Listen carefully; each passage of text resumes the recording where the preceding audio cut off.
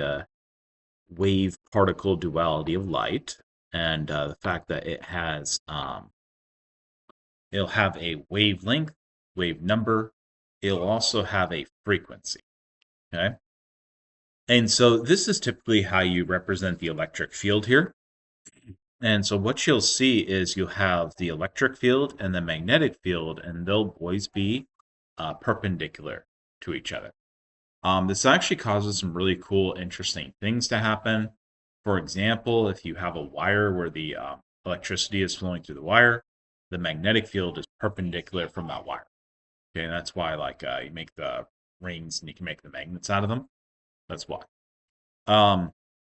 Also, the force of the electricity is transferred through the magnetic field, actually, not through the electric field. And so the speed at which a wire transmits its force, its energy to do things, is not the speed of the electricity moving through it. It's actually the speed of the electromagnetic field around it. And so it actually travels at the speed of light. It's actually the potential. Hey, you're back. All right. Whenever we're done, don't forget to do the check-in for it with me on the Flickr, okay? So the wavelength is going to be the difference in the peaks or the difference in the troughs of a wave. In this case, this is an electromagnetic field wave, or another way of saying it's the wavelength of light. Okay. This can be measured in kind of anything, actually. You can measure it in inches, miles. You can measure it in kilometers. You can measure it in nanometers, micrometers, and oftentimes does get measured in all these different things because electromagnetic radiation, aka light, can be extremely large differences. For example, anybody ever seen an AM radio station? You guys are aware of what I'm talking about? So the AM radio stations, those things, their wavelengths are up in the kilometers. Yeah. And that's why they can penetrate so far and through such large objects, is they have very large wavelengths. Whereas did you notice that when we went to 5G, they had to put a lot more towers everywhere? That's because 5G is actually just on the edge of infrared. They just crossed over to infrared, and that has a much shorter wavelength. We're talking centimeter sort of wavelengths. And so it doesn't penetrate through buildings, hills, and all that as far. Okay. But you can modulate the frequency is much faster, right? And so for a given point of space, it's going to pass that line much larger number of times, and that's frequency. And that's a 1 over seconds, which is called hertz. Wave number, on the other hand, is this right here. It looks like a V with a wavy line over it. Oftentimes, they do not put the wavy line, and they just use a cursive V. It is actually the Greek symbol with a wavy line over it. Wave number is going to be a reciprocal of your wavelength. And so you're going to take 1 over the wavelength. So 1 over centimeters typically is the normal way for expressing this. And you'll see almost all the infrared work is done in wave numbers. Okay. Weirdly enough, I've been encountering people now, which I don't know what to say about this. I've been actually encountering a lot of people that are starting to use Raman spectroscopy, and they do not actually understand what wave numbers are. And so they keep calling it the Raman shift. And then they're like, it's 1 over centimeter, centimeters. And I'm like, yeah, that is wave number. And they're like, no, it's a different thing. No, it's the same thing. I don't know what that is. I think it's because people that actually don't know anything about vibrational spectroscopy and spectroscopy in general have started getting these Raman instruments that can do microscopy, and they're starting to use those. They're not interested in spectroscopy at all. They're interested in biochemistry or something like that. So frequency is actually this. Again, this is actually the Greek letter, but people always put just a cursive V. Okay. It is the number of oscillations that the wave makes each second. Your frequency is going to have a unit of hertz, of course. That's 1 over seconds. And again, that is literally the number of oscillations per second. There is not the unit there for oscillations, though. So the product of your wavelength times the frequency is going to be your speed of light whenever you're talking about anything as light. Because that's the number of times in a second that you pass a fixed point, and then the wavelength is going to determine that if your speed is fixed, right? And the speed of light is constant. So in a vacuum, all light travels at the same speed, which is going to be 2.998 times 10 to the 8th meters per second. You're all aware that when it travels through other substances, it has a different speed, right? Okay. Does it actually have a different speed, though? Ooh. Okay.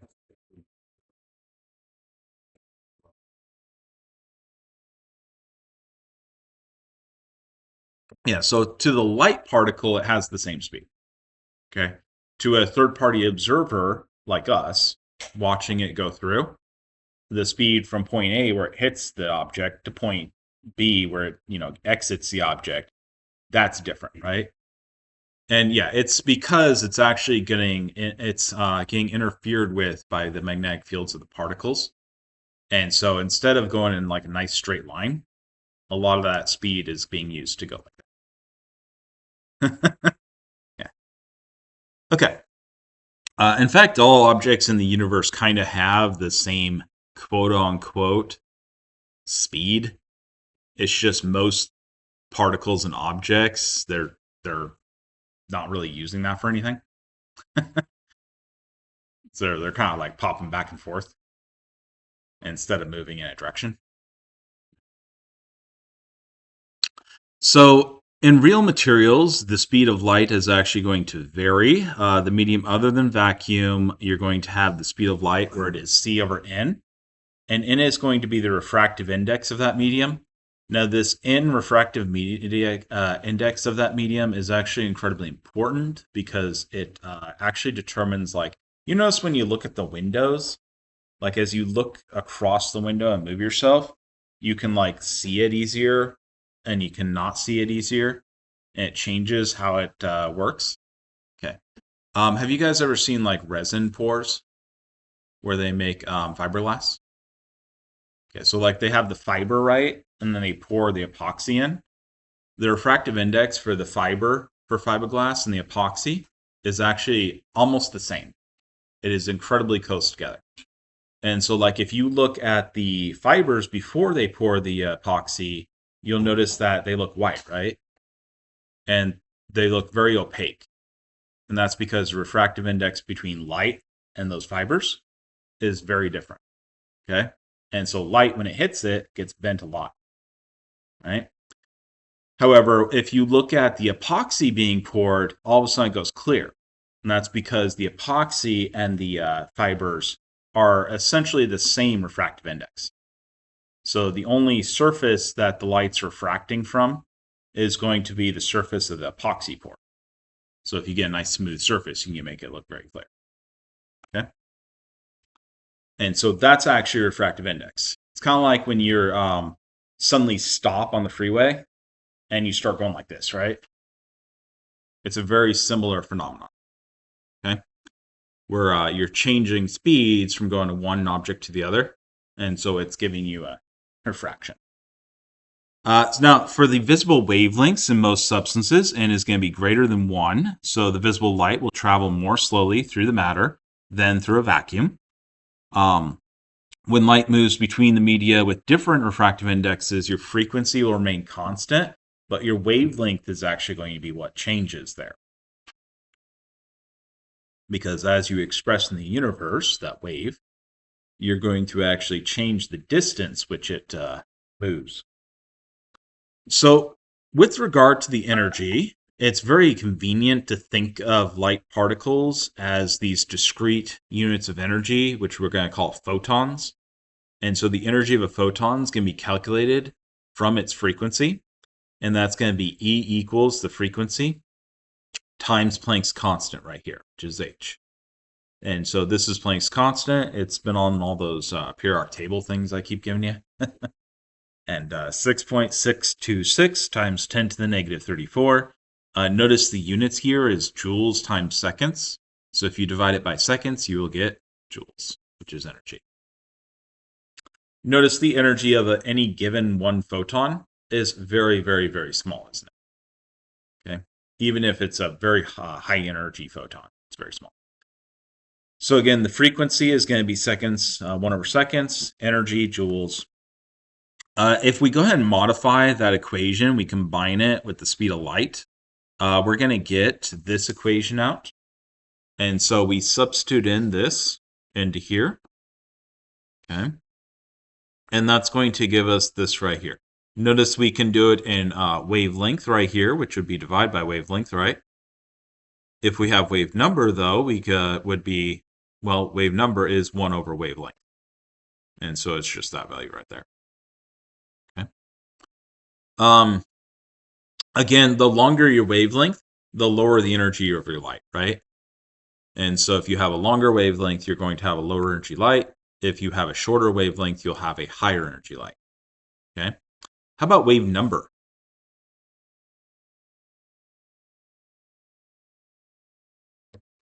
If you have a large wave number, what does that tell you?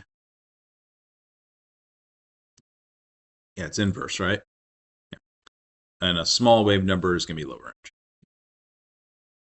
energy. Okay. So let's talk a bit more about the electromagnetic spectrum. The electromagnetic spectrum is going to be the whole range of electromagnetic radiation. This is going to include visible light. Light gets used a lot to mean the electromagnetic spectrum. It is not technically. Technically, light would only be the visible light is the only one that actually is labeled as light. Okay? Because it's the only stuff we can see. Though this is a point that would happily get argued by scientists, because if you take that in as then any biological organism being able to see it, you get things like shrimp that can see up here in the ultraviolet and then go all the way down into like the low infrared. And so theoretically you could have all sorts of light that's visible, right? But now visible light's going to be just this radiation here that we can see. It's going to be a very tiny fraction of the electromagnetic spectrum. And in fact, most of the other parts of the spectrum are associated with actual phenomenon that happens in this universe, like organic molecules do these things, which we'll talk about in a second. Visible light is not really associated with anything other than the our receptacles in our eyes being triggered. That's kind of it. Okay. Having said that, not all humans can see all parts of that visible light spectrum. It's kind of a BS thing where it's not even all the... So there's actually women that can see up in the ultraviolet and slightly down into the infrared. Hyperchromism is what it's called. It doesn't happen in men as far as I understand. Men only get the hypochromism, which is the reduced. So... theoretically, it probably could happen in a man, which is very, very, very, very unlikely. Now, what do these different things do? Okay, so as we go through, we're going to see that we have radio waves. This is going to have the largest wavelength, right, and the shortest frequency. Excuse me. The least times. The least number of frequency, right? The shortest frequency, smallest frequency. I keep shorting. Short. Small frequency. Okay.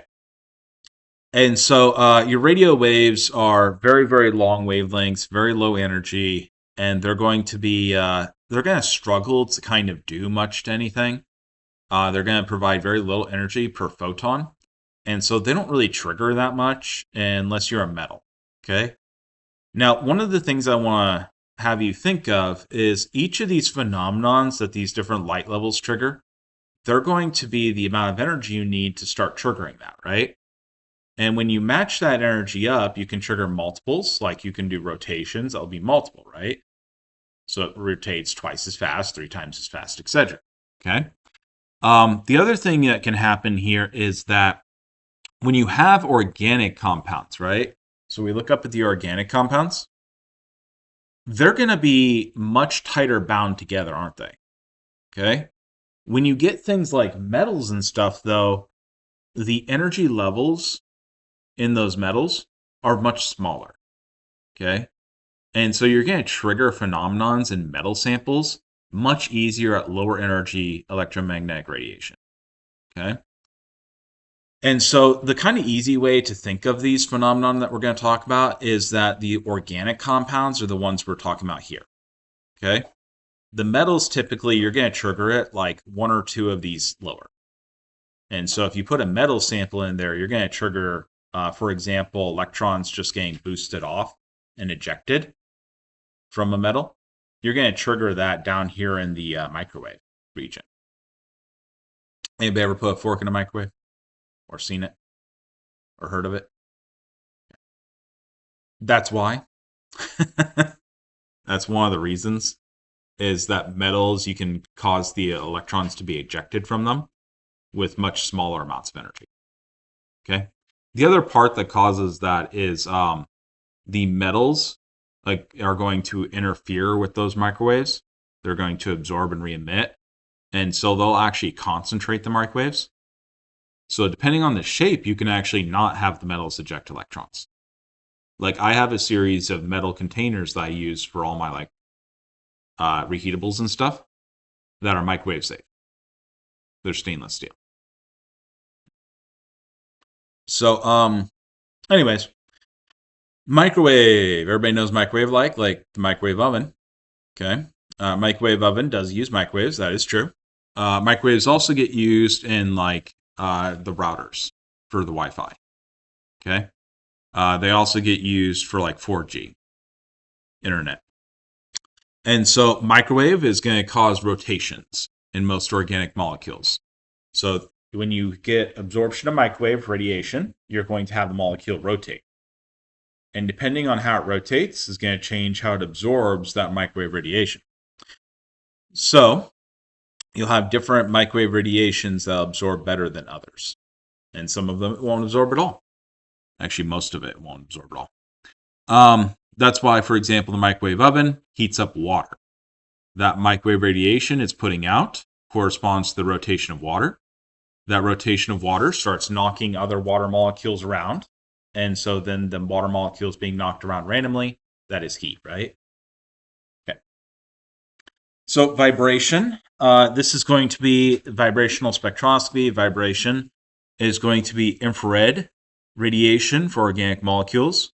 Notice infra means lower than red. It is the light that goes up to red, the visible color red. It's going to cause vibrations that can be stretching motions like you see right here. Remember your infrared, your IR, infrared. Yeah. That right there is the infrared spectroscopy. It's a vibrational spectroscopy. And so you're going to get all sorts of vibrational motions, which are little shakings inside the molecule. Okay. This is distinct from what would be called a translation or rotations. You may remember your translation rotations from inorganic chemistry. And so a translation would be moving in space. A rotation would be this stuff, rotating. Okay. By the way, in case you're curious, radio waves, the original radios that you see, like the quartz crystal radios, those actually were translations that were being set off. So you had the quartz crystal doing translations, and that would cause sound. That's the vibrations. Okay. So the next part is really visible light should just mostly be grouped up with ultraviolet, with maybe part of red going into infrared, if we weren't, Homo sapien centric. So visible light doesn't really have its own separate thing. Again, it's just stuff we can see. Red is the lowest energy. And do you guys know the color wheel? You're at least aware. Okay. It really just follows the color wheel. So if you were to unwrap the color wheel and just put it straight, it just follows the color wheel up. So this goes up to violet then. And so the next one up is ultraviolet, literally higher energy than violet. And this is actually where you're going to see things that start taking organic molecules. And remember your orbitals from the different orbital sets, where like you have the anti-bonding bonding orbitals, and then you fill them in with electrons. So when you get hit by UV radiation, that's typically going to move those into the higher energy orbitals. Okay. Now, because you're moving these into higher energy orbitals, remember how you did like the bonding and anti-bonding orbitals, and if you were a zero, the thing cracked apart, and then you got like free radical oxygen or free radical chlorine? You guys remember that back in organic? Okay. That's this. Because you're moving electrons up into these high energy orbitals, you're changing your bonding orders, aren't you? And if you change your bonding order, you can actually cause the molecules to dissociate. So the high energy UV can actually cause a lot of these things to dissociate, this middle and high energy ones. So like that's where you start getting chlorines coming off of CFCs and stuff, because you're changing those bonding orders due to shifting electrons around into those orbital patterns that we talked about back in those days, right? Okay. Right. So this right here is X-rays. Now, the reason X-rays are kind of dangerous is that they actually cause your electrons to full out just eject. Okay. So most organic compounds, if you hit them with an X-ray that they'll absorb, well, it will actually cause electrons to eject out. You'll end up in the ionized species. And so then you're an ionized species and you typically react to something or fall apart, right? And so that's what happens here. Okay. When you get to gamma rays are so high energy at this point that most substances that are hit by a gamma ray kind of just get smashed apart in terms of their electron geometry. So they're just incredibly high energy. Okay. And so you can get things like just where the electrons just sort of fly off everywhere. Okay. Very, very, very high energy. Okay. Does anybody have any questions about that so far? Right. I'm trying to build up your base level in case you didn't remember something or didn't know something. So the absorption and emission of light by a molecule, you guys already kind of know this, but I'm going to go into more in case you forgot. And this class doesn't necessarily need you to have done inorganic chemistry. But when you have molecules and they absorb a photon, what's going to happen is you're going to boost up into a higher energy level. Notice I'm being very vague on this because it can be many different types of energy levels. Okay. If you're absorbing, like, for example, microwave radiation, this is a rotational energy level. Okay. If you're absorbing UV, this is an orbital energy level. Okay. This is going from like bonding to anti-bonding, HOMO to LUMO sort of stuff. Right. And so this right here is then going to be what's called an excited state. You remember the stars, the asterisks? That's what asterisk meant. It just means the higher energy state, an excited state in this case. Okay, so once you're in excited states, what's going to happen? Well, you're going to get a fall from the excited state down to a lower energy state. The excited states, by definition, are higher energy states, so they're going to be less stable, right? And so they're going to fall down. Okay. This fall right here, this can be several different things. It's going to eventually try to fall down to ground state being the lowest energy state. Is ground state 0? Does it have to be 0? Yeah, it doesn't, does it? In fact, this building right here, ground floor, yeah, it's on the ground that way, not on the ground that way, right? And so it is not actually energy level 0 for the locality, right? Yeah. Ground state is never energy level 0 for any molecule because there's energy in the bonds in the molecule itself, right? Just the atoms by themselves have tremendous amounts of energy. Okay, and so we're going to fall down to ground state eventually. Now, there are many, many different types of releases of energy. These ones right here with the straight arrows, those are going to be taking up photons and then going down and releasing photons. Okay. If you see a wiggly arrow, that means it's releasing heat usually. right? It's releasing it as waste energy, essentially heat. Okay, so let's talk. This is the example problem that we started with. And right here is 147 nanometers, and we would have converted that to energy. The other part we want to consider here is that the CO2 here, how much is the energy of the CO2 increased when it absorbs infrared radiation with a wave number of 2,300 wave numbers? For Will, he'll want to do both of these. For you, you just need to do the one because you already did. Yeah. And so go ahead and solve that real quick. Give you a minute or two.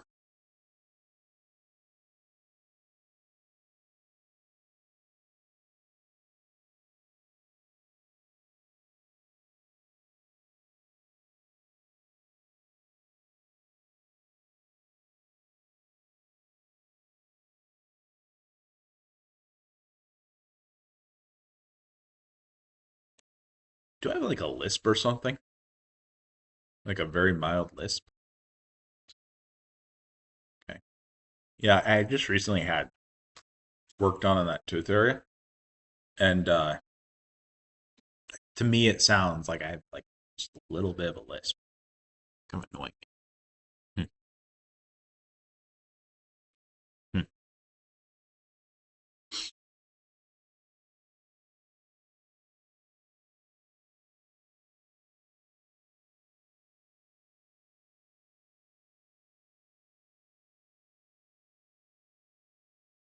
Okay. Let's go ahead and go forward. So we're going to start with the first one here, and that's the nanometers. And so don't forget, whenever you do these, you need to convert the nanometers to meters because you have meters per second for the speed of light, right? And this right here is in seconds, so that will cancel. And we're given 1.35 times 10 to the negative 18 joules per molecule. Now, if you go ahead and take this up to the moles, you're going to get Avogadro's number times that, and you're going to get 814 kilojoules per mole, right? Now, an interesting part of this is this right here is actually enough energy to break a OO double bond. So if you can actually break oxygen bonds with this amount of energy. Remember where I was talking about the ozone layer? That's that. So that's actually one of the frequencies of UV that would actually cause this bond to break and dissociate. Each of the oxygens would take one electron and become free radical oxygen. Okay, and they'd react with another O2 and give you ozone. Right, and so that's one of those energies. So if we go on to the CO2 and infrared, what we're going to see here is if you have a wave number, this is 1 over the wavelength. And so you can kind of save yourself a little bit of effort here because it's 1 over the wavelength. Okay. And so you can just plug this number directly in. You don't have to divide. Now keep in mind, you still have to convert. This unit is centimeters -1. So centimeters has to be on top and meters has to be on bottom. Okay. Be careful about that. It does trip people up sometimes. Once you do the number of molecules, you can get into joules per molecules, kilojoules per mole, excuse me. You're going to get 28 kilojoules per mole. And so, for example, the infrared absorption is going to increase the amplitude of vibrations in the CO2 bonds. This is enough energy to vibrate them. It's not enough energy to, for example, reach the next, like go from the HOMO LUMO. And it's not enough energy to break the molecule apart at all. Okay? Right. So this is the overall schematic diagram of a single beam spectrophotometer. You're going to have a light source of some sort. You have to have a wavelength selector. This is going to be called a monochromator. And this is going to be basically mono meaning one, right? And chroma meaning color. Okay? So selecting one specific band of light. The next thing you're going to do is that's going to give you what's called your incidence radiation, which is the the intensity of light coming into your sample. You're going to then have your sample. It's going to have a certain amount of width. Why is it important, the width, by the way?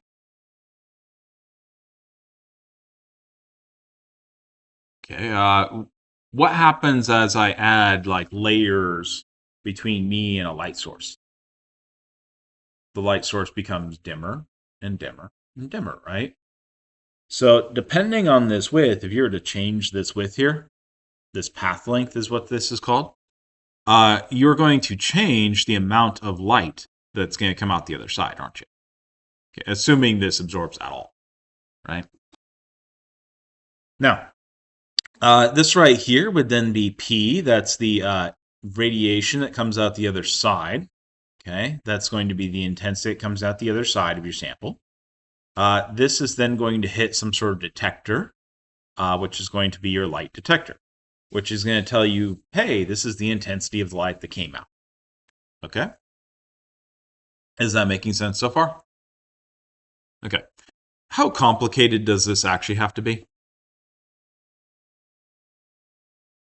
Okay, let's say, is there a cheap, readily available light source? The sun. Yeah, even the sun will work, right? Any light source will work. How about a wavelength selector? Or is there a way I can select for like one specific color of the sun? Yeah, I can use like prisms and stuff, right? So again, there's cheap, easy ways to do that, isn't there? Okay, we use gratings now mostly, and we get more complicated with wavelength selectors that are much more complicated than this with this Fourier transform. We'll talk a little bit about that. But, this doesn't have to be super hard. It can just be like a prism or something, right? And so then I sample, well, that's really easy, right?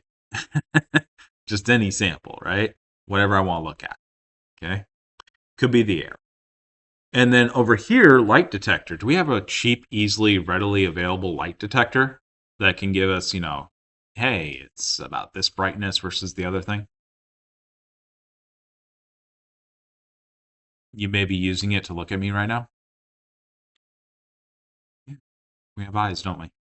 And so Raman, as in the person that Raman spectroscopy is named after, his original publication that he got the Nobel for and had that spectroscopy named after him is double spaced, not quite more than 3/4 a page.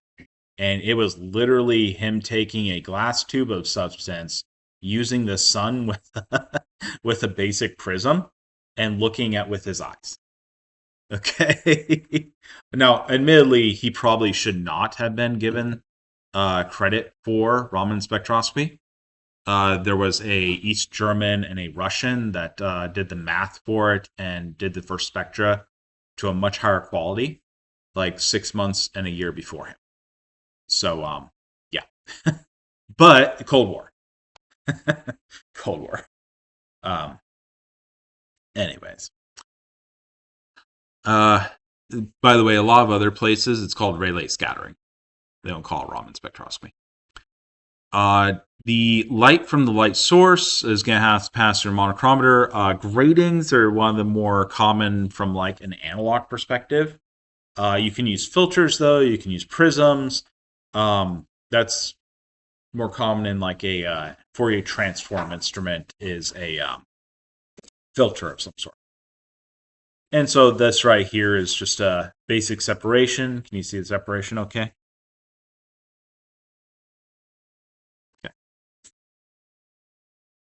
Okay. By the way, you can select for any of these. It doesn't have to be this one over here. You just put a mirror and bounce this where you want it, right? Okay. So the sample position, this is going to be usually a sample or blank cuvette is placed. The monochromator, the light will pass through the sample. Some of it may be absorbed. That absorbance is going to be the difference between your P0, which will be the irradiance of the monochromator light as it enters sample, so the one without a sample in place, versus P, which is the irradiance of the monochromatic light as it exits the sample. Okay, you can actually get these numbers very easily. All you do is you just take this sample out, right? There you go. You have the P0 once you take the sample out. Okay, put the sample in, you have the P, don't you? All right. So when the sample is absorbing, the P will be less than or equal to the P0. When no light is absorbed, you'll see P equals P0. Do you know what it is when P is greater than P0? You ever heard of fluorescence? That's fluorescence. Okay. It happens quite often, actually, with like proteins and stuff. Biological samples are quite prone to fluorescence if you hit them with certain wavelengths of light. Okay, like if you hit them with lasers that are in the visible light range, sometimes they'll start fluorescing out other wavelengths. Yeah. And so that actually can happen. So irradiance, P, this is the energy per unit of time, per unit area in a light beam. Typically, it's going to be measured in watts per square meter. And this is the units, watts per square meter right there. Typically, you're going to call this intensity or radiant power. Most spectroscopists I've met call this intensity. Very, very rarely, unless they're specifically trying to talk about P, do they start saying things like irradiance or radiant power. Okay. And again, these are going to be the same quantity. They're the same thing. They're just different terminology. The monochromator light, this is going to consist of monochromator, one color, one wavelength of light. Technically, when you're seeing colors, you do not see just one wavelength, and you will never actually get one wavelength. Okay, you will get a range of wavelengths, and if your instrument's good enough, it will be small enough that it all rounds to one wavelength number. Okay, like it'll be point something that your uncertainty is in, right? Or 0.0 something if you're really good instrument. But you always end up with a range. It's never a single wave number or single wavelength. So the narrower the range of wavelengths in the emerging beam, the better the monochromator, and the better is your selection. And so you can get much better resolutions if you start doing that, where you don't have peaks that blend into each other. You can get separations. So finally, the light detector is going to measure the irradiance P here of the monochromatic light that passes through your sample. We have several different units. This is typically presented on an instrument. Instruments do not usually present watts per meter squared. Okay. And that's because it's not actually helpful for you to know it's 10,000 watts per meter squared versus 9,000. It really doesn't make any difference to you. And it won't help you at all. Okay. And the reason it won't help you all know nominal voltage now, right? I've explained that before. Yeah? No? You ever notice like your flashlight, when it's fresh batteries, is much brighter than when the battery's drained down? Yeah. It's the same thing.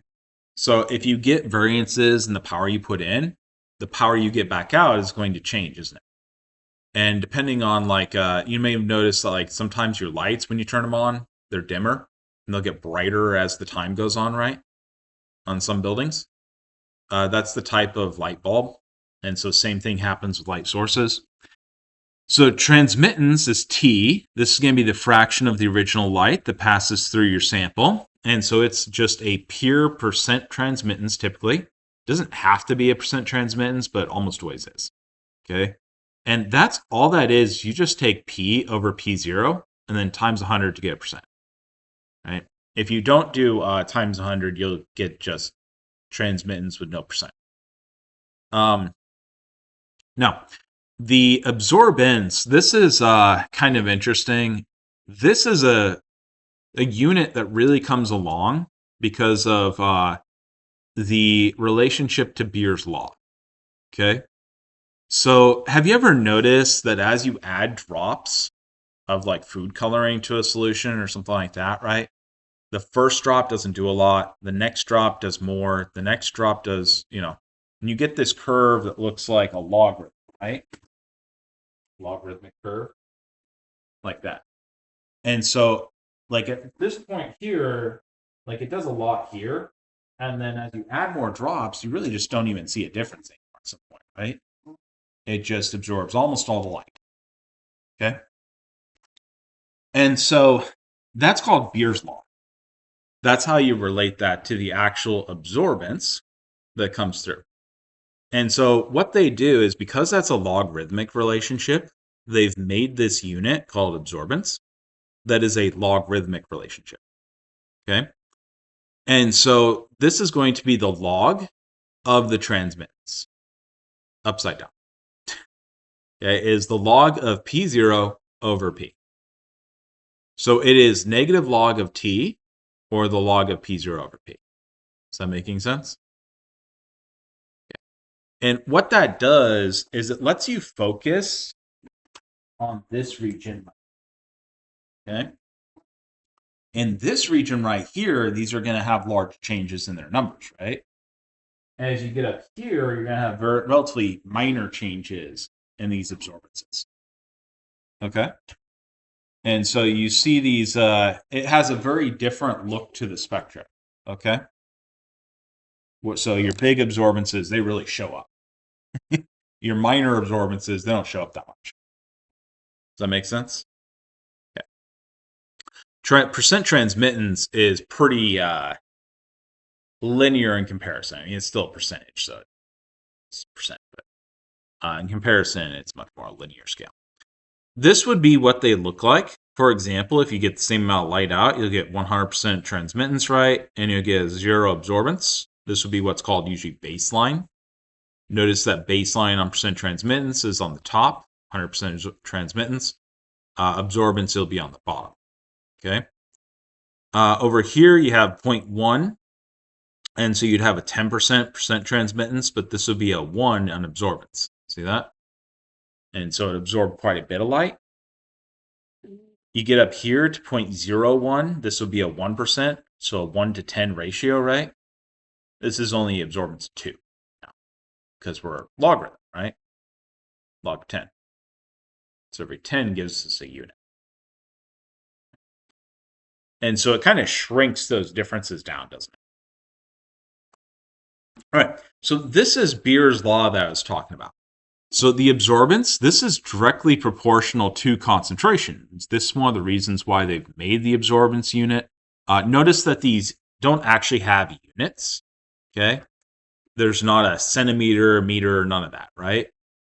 Because in all of these cases, we have P over P, right? Which cancels our units. Okay. And so this is actually Beer-Lambert law. Lambert's name is too long, so nobody cares. And so everybody calls it Beer's law because they don't want to say Lambert. And so this is going to relate your absorbance of a sample to its concentration. And you multiply that concentration by the path length and a unit that's called the molar absorption coefficient. This is designated by epsilon right here. That's that little E looking thing. That's epsilon. Okay. Now, again, this Beer's law, absorbance equals epsilon times path length. This is almost always this should be in centimeters, times concentration, which should be in molarity. Okay. How do you know what units these should be? It is epsilon here. So this is what's referred to as the molar absorptivity coefficient. Okay.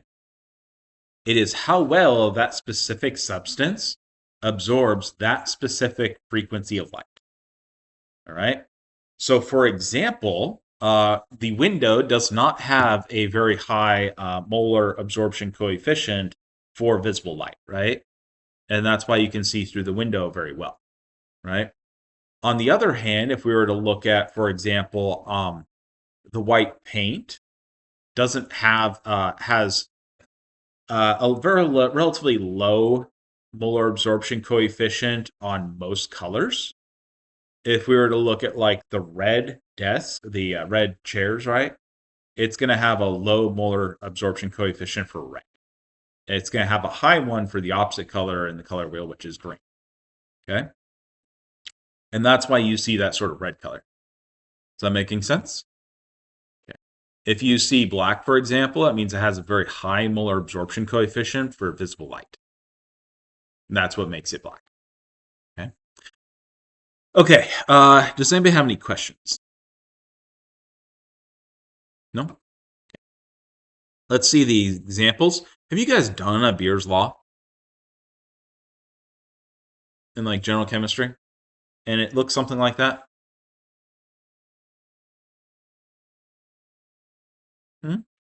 You probably use like iron thiocyanate, which has a very nice like peach color. And this actually, if you go further on, it gets like a wine red color. Yeah. But yeah, so you make we'll actually do some lab later where we'll use Beer's Law and quantifying. But I'll make you do a little bit harder thing than iron thiocyanate. We'll do a little bit more advanced chemistry techniques. This is a very, very popular like general chemistry lab. Okay. So this is that's the absorbance. You guys see the absorbance? Okay. Which is the highest absorbance, by the way? Right or left? Darker or lighter? Darker. Highest absorbance here, right? Keep in mind, whenever you're doing these things, you can get to the point where you're not going to be able to measure these. You can get too dark. So whenever you're looking at these relationships, normally you don't try to use an absorbance that's lower than 0.3 when you're doing quantitative measurements. And you try to avoid going anything over 1 or to 1.1, okay, for absorbance, because your response becomes nonlinear in those ranges. Okay, so let's find the absorbance and transmittance of a solution that's this concentration. It has this molar absorptivity coefficient. You'll have a cell that's 2 centimeter path length. So you just plug those in the equation, don't you?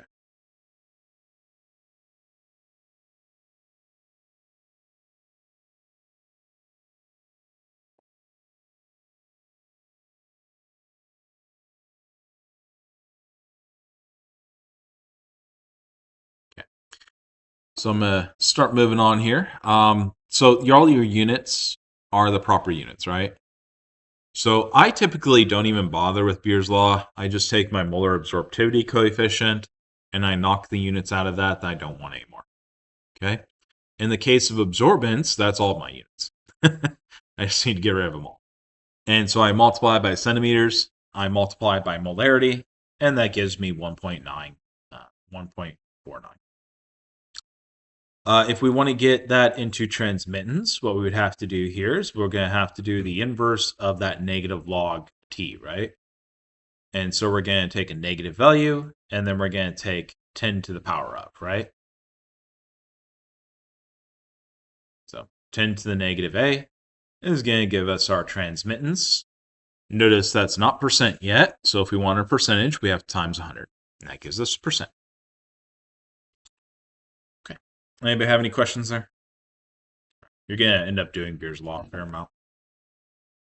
Okay, so again, Beer's Law states the absorbance will be proportional to the concentration of your absorbing species. The fraction of light that's passing through a sample transmittance is relatively logarithmically not linear to the sample concentration. Why might that be? So if we imagine our incident light, that's P, right? That P0. If we imagine that infinitesimally going through thinner and thinner layers of our sample, okay, what we're going to see here is that the absorption process within this layer will have decreasing powers every time we go through a layer, right?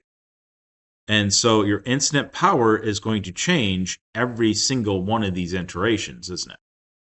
Okay.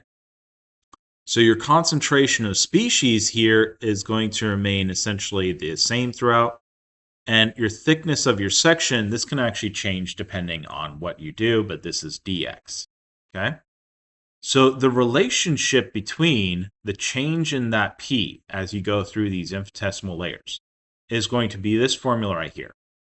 And so that is going to be the dp, right? That derivative p, equals negative beta, which is that constant of proportionality, times the power coming in, times the concentration, times the dx, the width of that layer, okay? And so what's going to end up happening here is, again, everybody got that part okay? Okay, so if we rearrange this and integrate this, we can actually find an expression that will be based on p. If we take those limits of that integration as p equals p0, then x is 0 because that's the first beginning, right? And then p equals p at x equals b. B would be our full path length. So our final light coming out. The integral on our left side is this form right here. And the other side would be natural log of p. And so what we see is this is actually, when we take this natural log of p here, we rearrange it a little bit, so we're base 10, right? What we end up seeing is this just gives us Beer's law, doesn't it? So we ended up just deriving Beer's law from that. Okay. See, this is a constant right here. This is C, the concentration, the path length. This is natural log, yeah, but log and natural log are directly related, aren't they? And this is the incident light coming in. This is light coming out. So it's just Beer's law. And so, by the way, epsilon is just beta over natural log of 10. That's all that ever was. So they're actually directly related quantities. Anybody have any questions there? Okay. So again, you can actually see this very nicely if you take like an instant light and put this through something that scatters it a little bit so you can see. And you can see the difference in that. So P0 going to P, you see it actually goes down in increments going along there. See that? So you can actually see the Beer's law in effect, okay, because of the scatter. So again, the decrease in power is going to be proportional to the power that's incident upon that section. So as we go through this, we're going to decrease the power every step. And so we're going to actually get slightly different decreases in power in the next step, right? Because it's a percent decrease every single step. So the absorption spectrum, this is going to be a graph showing how absorbance, or the epsilon, varies with the wavelength, because the epsilon's actually what's going to change as you go along here. Chromatophore, this is going to be part of a molecule responsible for light absorption. Any substance that absorbs visible light is going to appear colored, while white light is transmitted through it or reflected from it. White light's going to be... now, white light does not actually have to have all the colors evenly in the visible spectrum, but the definition of white light is that it contains all the colors in the visible spectrum. Okay? For your eyes, actually, white light just means a lot of light, and I gave up. Okay? Gray light means middle light, and I gave up. Red light, brown light means slightly more red, and maybe a little yellow. And then black means too little, I can't figure it out. Is that making sense? Okay. So this is a slightly different definition than what you're probably thinking of like everyday light. Okay? White light being pretty even across the entire spectrum. Has all the frequencies. Okay, so the substance is going to absorb certain wavelengths of the white light. Your eyes will detect the wavelengths that are not absorbed, and so the observed color is always going to be the complement of the absorbed color. One of the reasons you're observing that color that you're observing is that the complement color, opposite color wheel, is not there. Okay? If you had the opposite color, you'd get a neutral color that would be a brownish, grayish color. Okay? That's why if you take like white and black, right, you get gray. if you take opposite ends of the color wheel and mix them together, you get a gray or brown color. Okay. All right, so these are the colors of visible light. Notice again, they're going to be ranges, okay? And those ranges can actually differ a little bit with different people. Like whenever they trigger their brain responses, it'll be slightly different. But the accepted values that we have standardized to are 380 to 420 nanometers is violet. Is the absorb color. The color that observes is going to be green-yellow once you absorb the violet color. Okay, notice yellow being the complementary color of violet. Violet blue is going to be yellow. That's the complementary color. And the one being absorbed, the wavelengths of that is going to be 420 to 440. And then, do you guys understand how to read this now? It makes sense. Do you all know the complementary colors? They're your favorite sports teams. Okay. They use them as complementary colors because they pop. Okay, so let's talk about measuring this. So for visible and ultraviolet spectroscopy, your liquid samples are the most common samples you'll use. This is going to be in what's called a cuvette. This is going to have a flat. The good ones are going to be fused silica, SiO2 faces, either glass or quartz. Glass is very common for this because it's fairly cheap and does a really good job for visible spectroscopy. It can't be used for UV. Glass absorbs UV. That's why you don't get a good tan if you sit in front of a window, right? If it's thin enough window, you'll get some tan. But like a double pane window in your house, you're probably not getting any tan because you're not getting much UV passing through. Typically, whenever we do a cuvette, it's going to be 1 centimeter path lengths. You can, of course, do any path length you want, but 1 centimeter means that you multiply by 1 in Beer's law, right? And so you don't have to put that in. You can just ignore path length. Your standard cells are going to hold about 2.5 to 4.5 milliliters. You can use microcells. They'll have sample volumes down to like 50 microliters, but they are going to have, of course, a not 1 centimeter path length typically, unless you do some real interesting work there. Polystyrene and methyl acrylate are actually suitable for visible spectroscopy.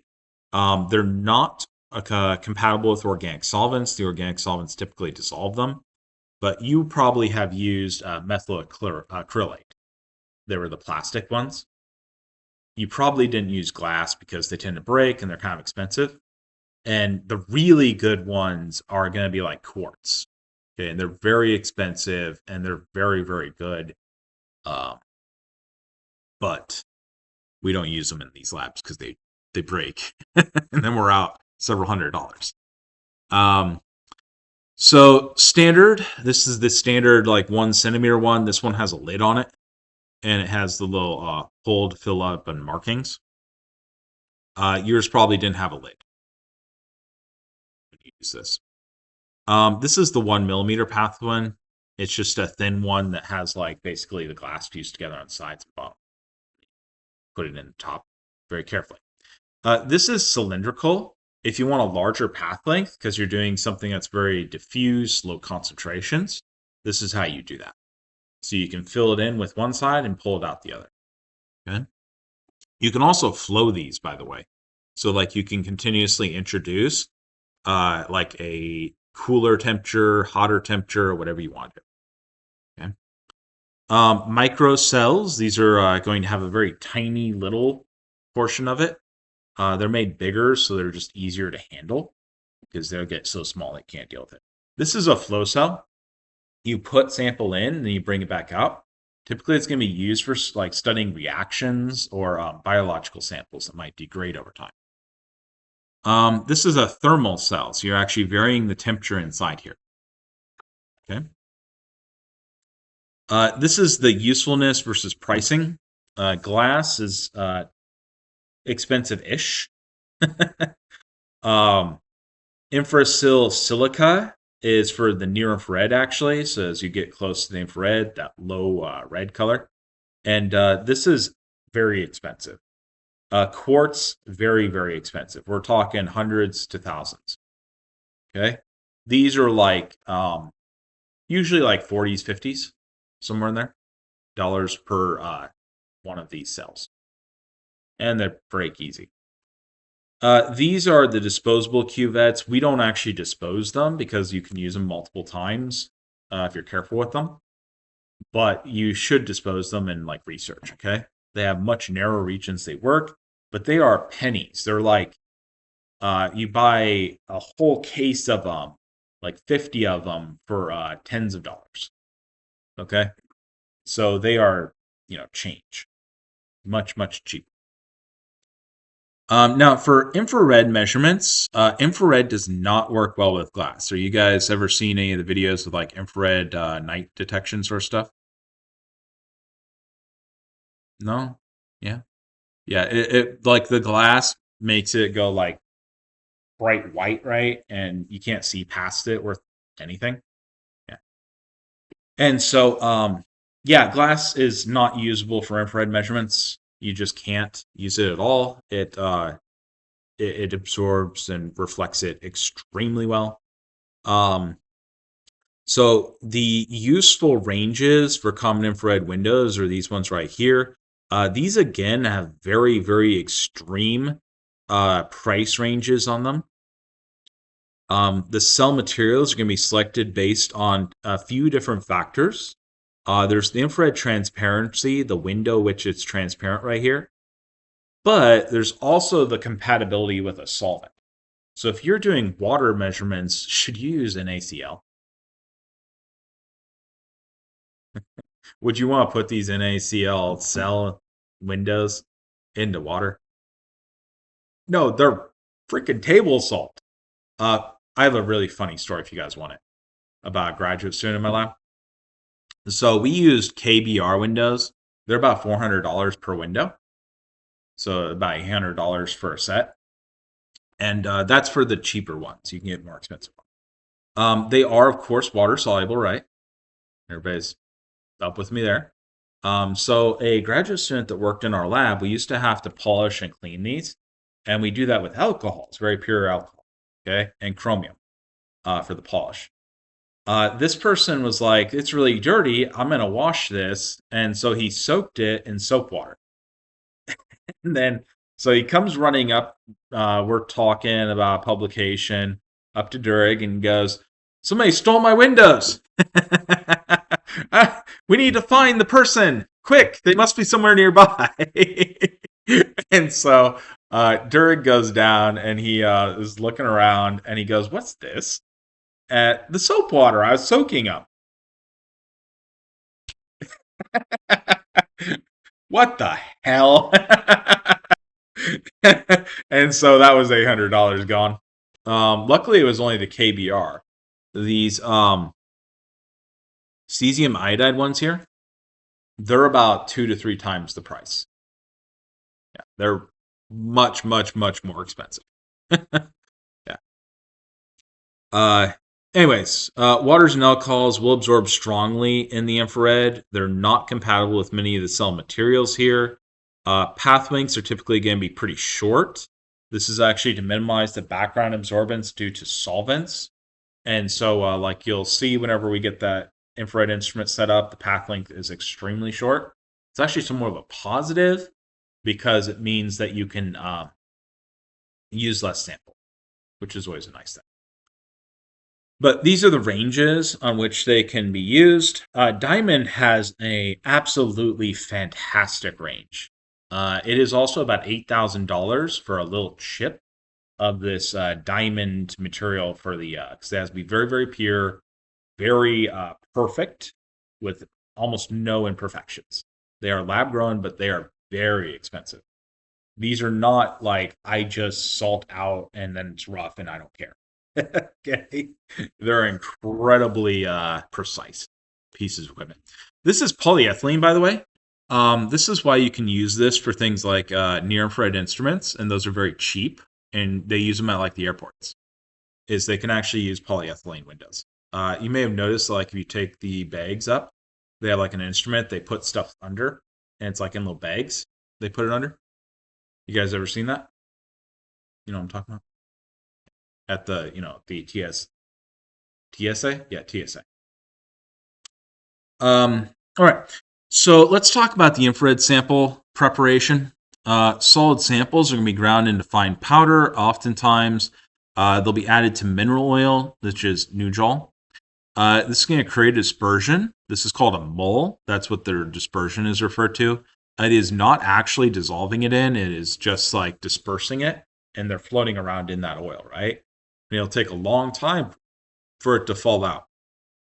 That's then going to be pressed between the two KBR plates. Why can't I use alcohol? Why would I not want to just dissolve this stuff in alcohol? Or maybe water?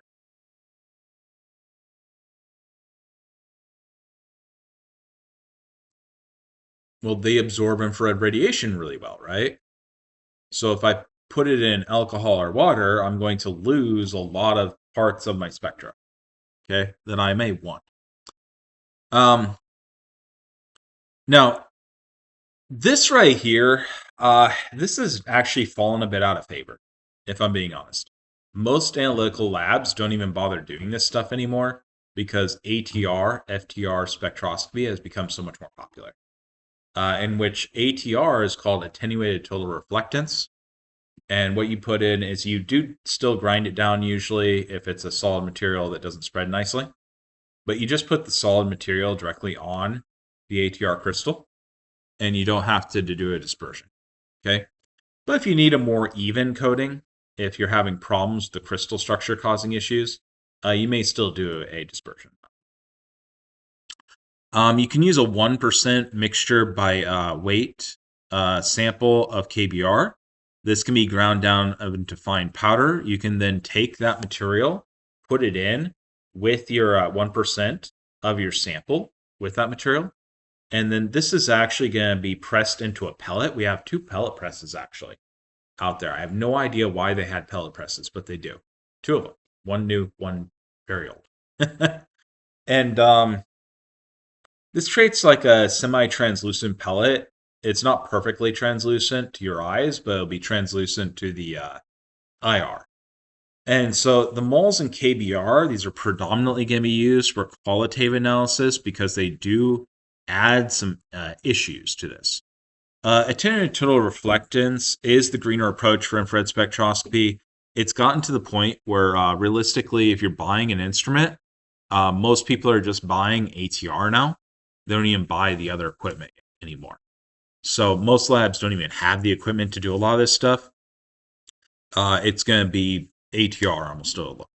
It can be used for liquids and solids. You can avoid solvents. You don't have to use a solvent. And in fact, if you can grind the powder down to a fairly nice consistency, if it's polymer that can be pressed down on there, you're better off not using a solvent. It will minimize sample preparation, so you don't have to worry about all that, and you can minimize interferences from that, right? So very, very nice. Now, whenever we're talking about this incident radiation, you got to remember we're going to have several different factors. Okay, yeah, we have the absorbance, but we also have scatter and reflection, right? And so you may notice as you look at like the window, at certain angles, you actually see scattering, don't you? Okay, where it like does these beams of light that comes off and blinds you. Okay, similar property is going to happen here. So some of this irradiance here is going to be lost to the scattering and reflection. Do you know the difference between scattering and reflection? So when I look in a mirror, I see a reflection, right? And that's coming back at me, okay? Scattering is going to be random direction scattering off, okay? And so this right here is scattering right there. That's reflections. Notice reflections are going to happen at any boundary. So anytime you go from a different, remember I was talking way up here? Where's that? Way up here. Oh my God.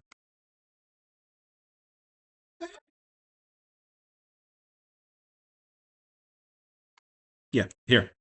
Anytime you have a refractive index change, you're going to get reflections off of that. Okay. So anytime you go to a new material, you're typically going to get a refraction, and you're typically going to get some loss, right? And so you notice that this is the air to the cuvette, right? This right here would be the cuvette to the sample, right? The solution. And then this one's solution to the cuvette to the air, right? And so you got reflections off of each of those. Okay. The scattering is going to happen in any solution typically, in any sample you're going through. Depending on if it absorbs, it's then going to release. Oh, is it? Okay. Let's stop here. You guys have a great day. Well, we'll be 15 minutes, yeah. Have a good bathroom break, I guess.